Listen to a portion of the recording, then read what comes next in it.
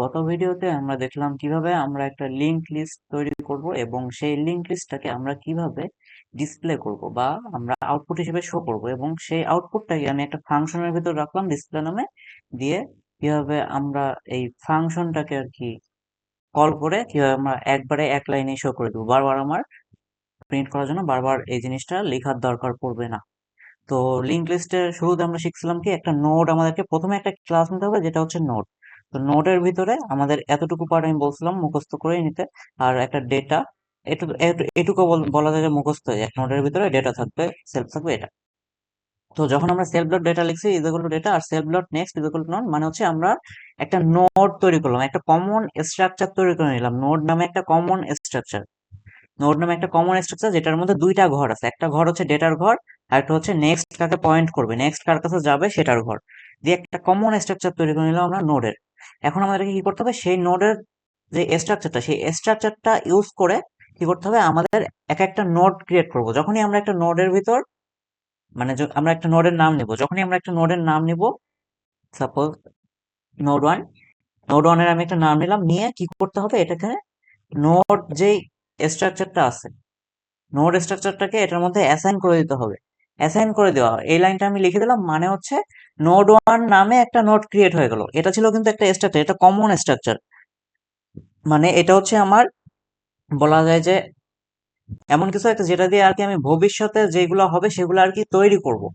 একটা সাপোজ এটাকে ধরে নেওয়া যেটা হচ্ছে একটা সার্চ, সার্চের ভিতর কি হয়, মানে ইটের যে সার্চ গুলো থাকে কি করে সার্চের ভিতর মাটি দিয়ে দেয়, মাটি দিয়ে দিলে এখন একটা ইট তৈরি হয়ে যায়।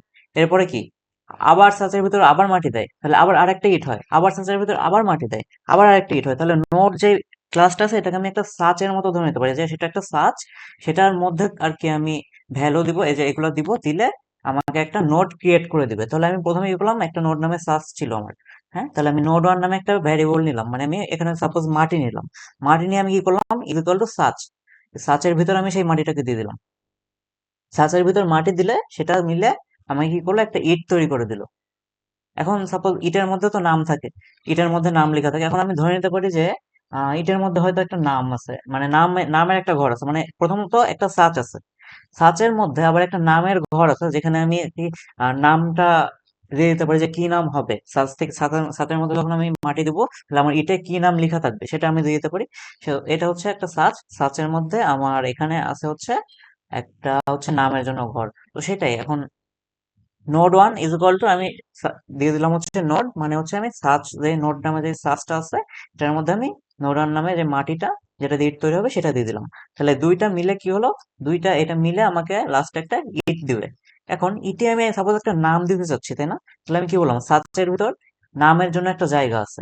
তাহলে আমি যদি এখানে এখানে সেই নামটা দিয়ে দিই, সাপোজ এটার নাম আমি দিচ্ছি হচ্ছে রহিম, রহিম দিয়ে দিলাম। তাহলে এবার যে ইটটা আমার কাছে আসবে সেই ইটের নামটা থাকবে হচ্ছে রহিম, ইটের যে নামটা এটা থাকবে রহিম। তাহলে আমি কি করলাম, আমি হচ্ছে প্রথমে একটা কমন স্ট্রাকচার তৈরি করে নিলাম, মানে একটা সার্চ তৈরি করে নিলাম যে আমি ভবিষ্যতে ইট বানাবো এটা দিয়ে। এখন আমি কি করলাম, প্রথমে একটা ইট বানাতে চাচ্ছি, সেটার জন্য মাটি হচ্ছে নোড ওয়ান, নোড ওয়ানটাকে সার্চের ভিতর দিয়ে দিলাম এবং সেই সেখানে আমি একটা নাম উল্লেখ করে দিলাম যে সেই ইটে এই নামটা থাকবে। দিয়ে আমার একটা সার্চ দিয়ে আমি করে দিলাম, তাহলে আমার একটা ইট তৈরি হয়ে গেলো এবং সেই ইটের মধ্যে এই নামটা লেখা থাকলো। সেটা কিভাবে লেখা হলো, সেটা হচ্ছে এই ডেটার জায়গাটা দখল করলো, এই যে ভিতরে যেটা দিয়েছি সেটা ডেটার জায়গাটা দখল করলো, দিয়ে সেলফ ডট ডেটার মধ্যে সেই এটাকে আর কি স্টোর করে দিয়েছে। এটা আমি একটা স্ট্রিং দিছি, এজন্য আমি এখানে এরকম দিছি। আমি যদি এখানে কোনো ভ্যারিয়েবল দিতাম তাহলে আমি এভাবে দিতাম না। যাই হোক, আমি একটা স্ট্রিং দিছি, যেহেতু একটা নাম দিছি সেহেতু আমাকে দুই পাশে এটা ইউজ করতে হবে। তাহলে এটা হচ্ছে গেল বেসিক, মানে আমরা কেন করতেছি। এখন আমরা যখন নোড টু ক্রিয়েট করব, নোড থ্রি ক্রিয়েট করব, সব সময় আমরা এগুলোই করব। এখন সাপোজ সার্চের ইটটা যে তৈরি হয়েছে না, এখন সাপোজ আমার ইটকে বলা আছে যে যখন এই ইটটা নিয়ে যাবে আর কি, লোকজন যখন কিনে নিয়ে যাবে না ইটটা, তখন ইটের একটা সিরিয়াল নাম্বার দেওয়া আছে যে এইটটার পরে এইটটা যাবে, মানে প্রথমে একটা ইট তৈরি হয়েছে, তো সেই ইটটার পরে হচ্ছে সেকেন্ড ইটটা যাবে। তাহলে আমি আরেকটা ইট তৈরি করে নিই, node two is equal to node করিম। সাপোজ আমি এবার এই একটা তৈরি করলাম, সেটার নাম দিলাম করিম।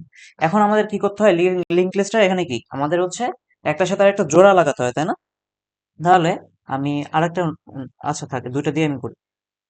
তাহলে আমি কি করলাম, দুইটা ইট বানালাম। এখন কোন ইটটা কার আগে যাবে সেটা আমি কিভাবে বুঝবো? এটার জন্য সাপোজ সাচের মধ্যে একটা ঘর আছে, সাচের মধ্যে আমি কি বললাম, একটা সাচ আছে, সেটা হচ্ছে নোড। ইট তৈরি করা একটা সাচ, সেটার মধ্যে একটা ঘর আছে, সেটা হচ্ছে কি ইটটার নাম কি হবে, কি নাম হবে ইটটার, সেই নামটা বোঝার জন্য। আরেকটা ঘর আছে, সেটা হচ্ছে ইটটা কত নম্বর পজিশন, মানে ইটটার পরে কে যাবে, মানে একটা ইট তো চলে যাবে, সে যাওয়ার আগে বলে দিয়ে যাবে যে এরপরে ওই ইটটাকে তুলো।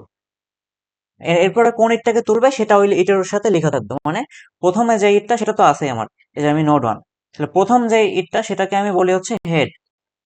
Head is equal to node one. তাহলে যখন কেউ ইটটা কিনতে আসবে তখন কি, হেড যার থেকে শুরু, যে ইটটা থেকে বিক্রি শুরু হবে সেটা হচ্ছে হেড। হেড দিয়ে আমি কাকে পয়েন্ট করবো, যে ইটটাকে আমি কেবল বিক্রি শুরু করবো সেই ইটটাকে। তাহলে সেই ইটটা আমার সাপোজ কিনে নিচ্ছে। এখন কিনে যে নিচ্ছে তখন ইটের গায়ে, আমি কি বললাম, দুইটা ঘর আছে, সেখানে ইটের নাম তো রহিম, ঠিক আছে। তাহলে ইটের নাম রহিম, রহিম নামের ইটটাকে কিনে নিয়ে যাচ্ছে, কিন্তু ইটের ঘরে আরেকটা ঘর আছে, সেখানে বলা হচ্ছে যে নেক্সট ইটটা, এই রহিম ডট নেক্সট ইটটা, ইটটার নাম তো রহিম, এখন রহিম ডট নেক্সট, রহিমের পরে কে কোন ইট আছে, মানে রহিমের পরে যে যাকে নিবে, যে ইটটাকে কিনে নিবে, সেটা কোন ইট হবে সে ও বলে দিয়ে যাচ্ছে। ইটটা যাওয়ার সময় বলে দিয়ে যাচ্ছে যে এর পরে ওই ইটটাকে নিতে হবে। তাহলে তখন আমাদের ইটের নাম, এটা কি নোড ওয়ান, নোড ওয়ানটা হচ্ছে আমাদের ইট, node one dot next is equal to node two. তাহলে কি করতেছে, সেই ইটটা যেটা দিয়ে বিক্রি শুরু হলো, সেই ইটটা যাওয়ার সময় বলে যাচ্ছে যে আমার নেক্সট ইট যেটা হবে সেটাও হবে হচ্ছে নোড টু নামে যে ইটটা আছে সেটা। এবং নোড টু, আমাদের কাছে মাত্র দুইটাই ইট আছে, তাই না? একটা হচ্ছে নোড ওয়ান, একটা নোড টু। এখন যদি দুইটাই ইট থাকে আমাদের কাছে, তাহলে লাস্টে, লাস্টে কে আছে, লাস্টে আছে নোড টু না?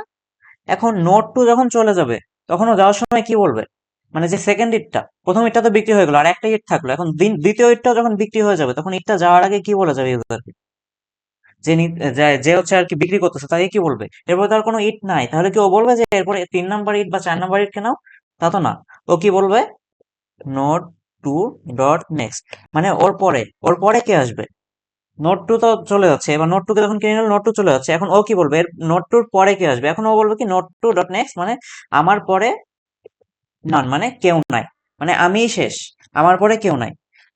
এইভাবে আর কি, এটা হচ্ছে গেল একটা বেসিক আইডিয়া। এখন এটা বুঝলে আশা করি যে নোডের কনসেপ্টটা ক্লিয়ার হলো।